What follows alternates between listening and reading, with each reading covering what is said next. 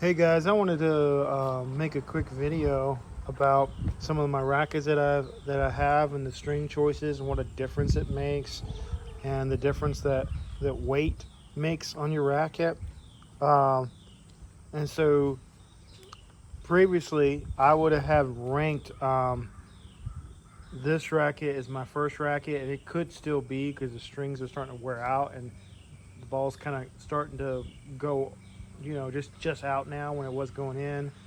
And then that would be the second one, but I felt like that was string sensitive, and that would be last place.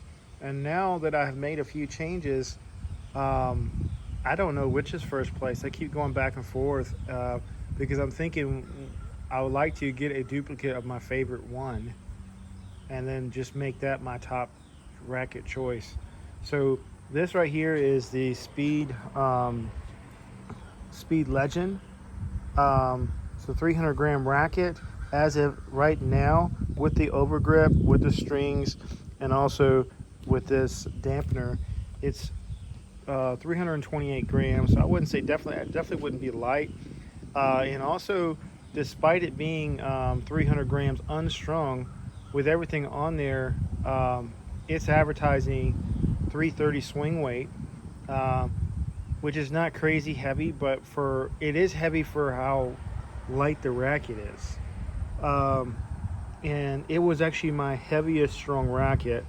And part of me feels like that's one of the reasons I had trouble with this racket was because I was just getting back into tennis over a year, and I struggled with some, you know, not really external parts of my shoulder strength. My shoulder is strong, but the internal muscles, the smaller, stabilizing muscles, it would hurt my arm, and I needed that lighter racket. But really, the awkward thing is I had to build my muscles anyhow, no matter what I did, because even with a super light racket, my shoulder would hurt during the serve. Um, and now that my shoulder is starting to become stronger, and I feel like I can go out there and play a match. Before I was like, man, I can't really do that now. Um, now the swing weight is feeling really good, um, and almost to the point where I could even do a heavier swing weight. The other thing about this racket is I had Polytool Pro strings, and by the way, they're doing um, a new one already. It's supposed to have new mature with boron in it and stuff like that. Some people say it feels better because it feels less dampened. I wouldn't have anything to say about that. If I were to get another one, I would just get one that matches this one because I do like it, and it would be cheaper. And then if I got the new one, then all of a sudden I would need, two rackets to meet my purpose. So I do feel like this is a nice racket for anybody. It's very pretty. It's probably my prettiest racket, I think. But I also didn't want to make a decision just based on looks alone. But it does look pretty sick. So I had Polytour Pro when I first got this racket, and I think I strung it at like 53, 54, and I did not like it. And then it softened up to the point where I did like it, and I started to like the feel of the string, and then next thing you know, it softened up even more, and I did not like the string. So the window that I liked that string was very, very small, very small. And yeah, so it was not a good string. I understand why pros would like that string because they can afford to string their rackets with expensive strings and keep going through them. But Polytour Pro lasts for a very short little bit, and then that really sucks. So this string is Headlinks Tour. I think it's the 17 gauge, and I strung it at 51, and from the very get-go, I was like, oh my goodness, this could have been potentially, because it could have been potentially my favorite racket. Like, it jumped from the bottom of the pack to right there competing with all of them just with the string choice. Uh, mentioned earlier that I feel like this is a dampened racket. These strings have a lot of feel. and they are not very dampened. And I feel that's why maybe in a racket that is not um, that has tons of feel, um, that maybe would be too much for some rackets. But for here, because these strings are louder in the sense that they feel more, it really combines really well with a dampened racket. And I felt like they're powerful for a poly racket, a poly string. I'm sorry, they're very powerful. I mean, I was like, as soon as I started hitting this thing, it's like, wow, this thing really pops. And I started to appreciate the bigger head size. You can see this one's 95 inch, and it has an extra string. That is 1619 is 97 inch. This is 100, which is kind of standard. Um, and generally, lots of times I like a smaller head for the one hand backhand.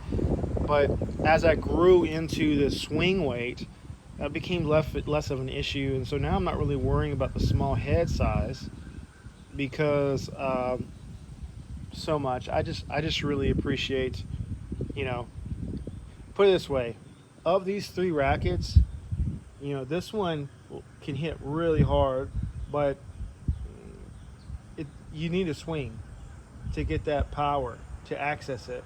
That one, you also need a swing, but this would be the best racket just to kind of block back. And it's nowhere near as powerful as like a pure drive or something like that. But this is definitely when you're talking about control, but also having power, this is a really good racket to have.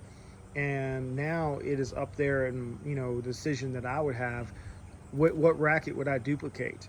Um, and there are other rackets that I'm interested in, but if I would want to duplicate a racket, then I would have to buy two rackets if one of them were to beat these out. So I really want one of these three to be my choice racket. So um, anyhow, the string pattern of the three rackets is the most open. I think that's where it gets some of the power. It also has a little bit thicker beam, not crazy thick, but it's a 23-inch beam. I don't fully understand why a big beam equals more power, because you would think it would just be mass, how much mass it has. But without a doubt, it can hit really hard, and that's with strings that, to me, it feels like it has lots of pop.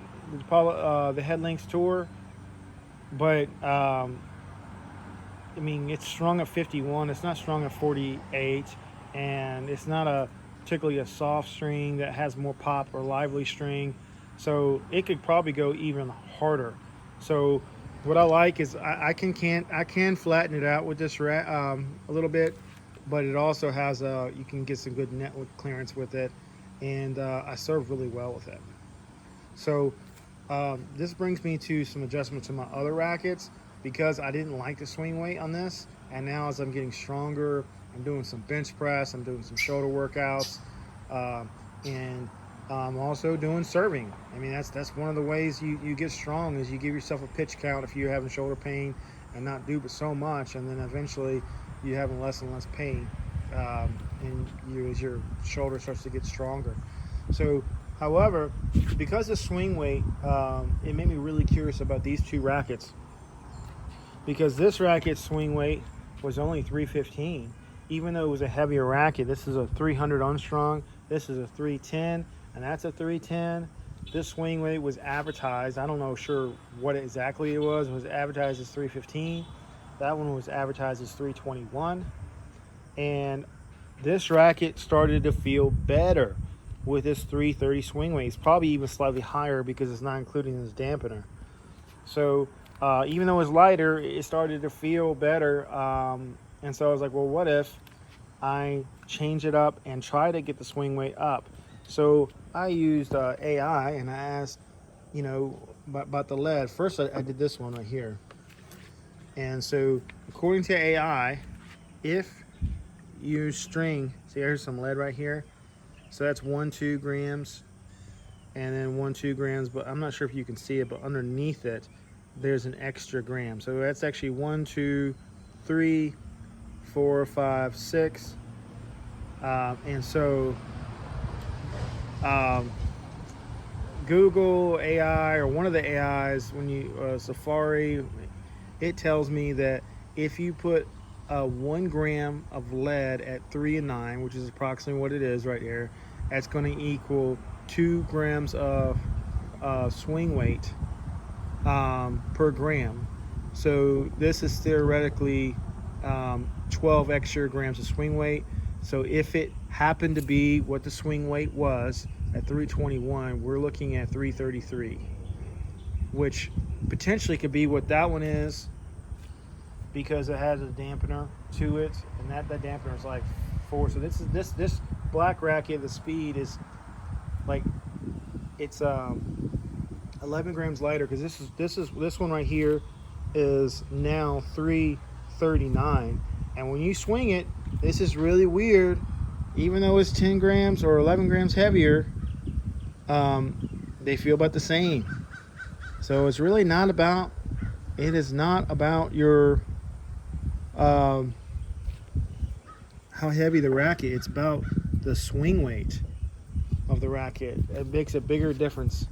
And so all of a sudden, you know, that one was last place and it became first place because my shoulder started getting used to the swing weight and I was liking it more. And so I added this one to get close to what I thought the swing weight was over here, and I started liking it more. But it was more than just that. For this one was the strings as well. And I'll come back and I'll talk about the strings. And I'll go ahead and do it now.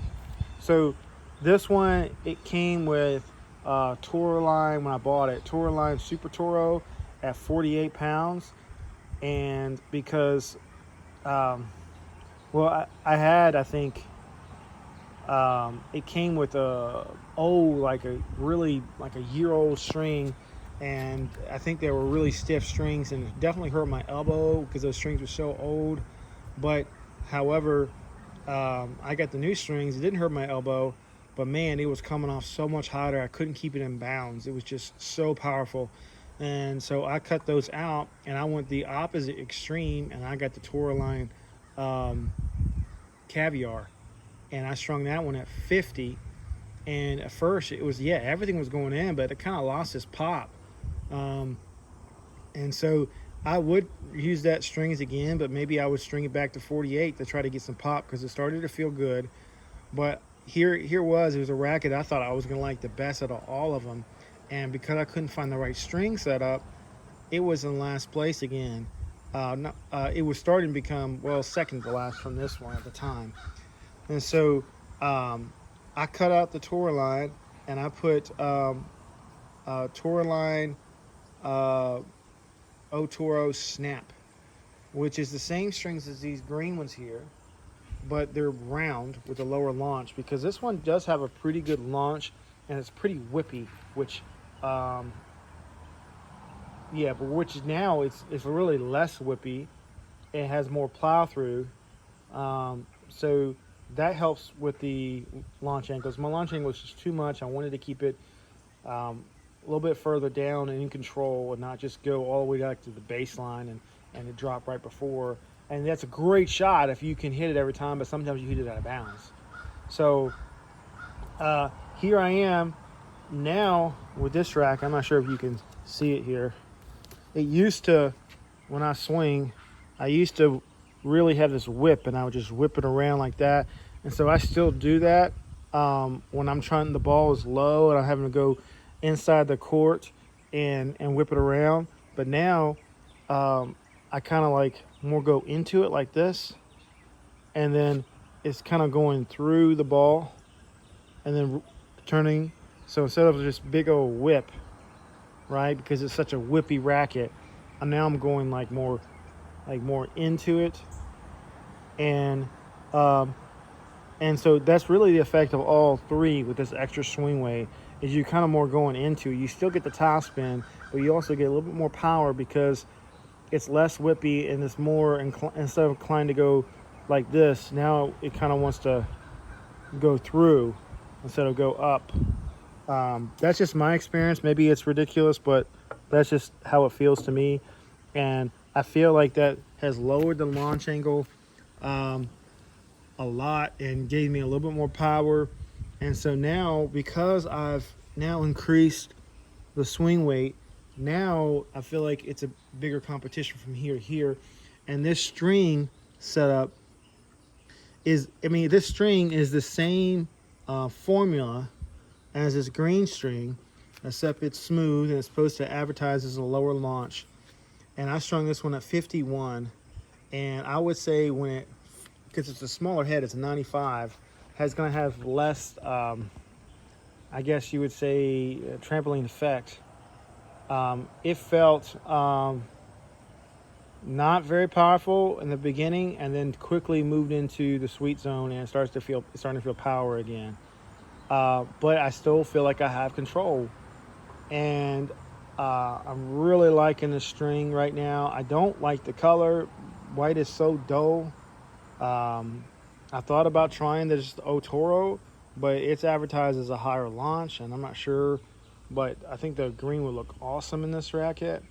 Um, so, anyhow, it's a sweet racket. So, I think it is really cool to find a racket where you don't have to put lead on there.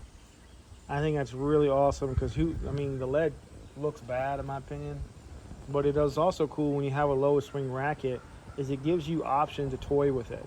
And I don't think I'm done toying with these rackets, particularly this one. So this is actually was my first racket, and that when I started coming back into tennis, and every time I'm trying to find another racket that's better than this one, I find that this one kind of moves to the top. And as of right now, at this exact moment, it's at the bottom. But there's a big caveat. When this string was strung with these strings, um, it felt so good. This Tourline Otoro, and this racket naturally on its own has a lower launch already. So with this string, it increased the launch slightly. Because before these strings, I had some smooth, what do you call it? Just a circle string, no bite to it or whatever. But however, it also felt like it was so much more powerful than the previous string, and I was like, whoa! I felt like I turned this control racket that's not known for power into a powerful racket just by the strings. And these strings that I was strung at 50, it felt good right from the get-go. It felt so good, and it felt good for a long time. And even now, it feels good. Like it doesn't hurt my shoulder. Doesn't hurt my shoulder was hurting when I was serving, but it was because my shoulder was weak. But like when I'm hitting forehands and backhands, it still doesn't hurt. It still feels good. There's not these crazy vibrations. It doesn't jar my arm. This is probably the best feel of all three of these rackets. But now why it's in last place, it's not really because of the racket, but it's because these strings, while they feel good, they're also, when I first put them on, they were like so powerful, but now they're like super powerful where the ball's starting to go out a little bit. So this is the impact of what strings have. Like I loved it when I demoed this one, and I got the new strings, and I did not like them. I got the other strings, and then the second pair was like not explosive at all.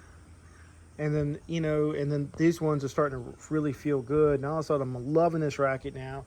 And then this one, I liked the previous strings and I loved it, and now they're starting to like, everything's starting to go out a little bit. And so if I were to restring this same racket at 50, then all of a sudden I might like this one the best. I have some other strings because right now this is like a lively string. I have a pair sitting in my tennis bag of Tourline Otoro Tour, which I hate the color of it. I mean, I really do hate the color of it. It looks to me girly or whatever, but I kind of feel like if I could get the same string feel, but then make it last a little bit longer to retain that tension a little bit more, then maybe it would really feel good. Um, I've also thought it might be good with Head Links Tour. I thought the same thing about this because I'm like, when I checked that one out, I was like, man, what a difference that was. But without a doubt, I have no clue of which one to get. So this one I also, because remember I was saying that I started to feel I wanted more weight to it. I also added lead, and it was a little bit different. So this one is now 338 with the overgrip, and then with 1, 2, 3, 4. So that's 8 extra grams of swing weight.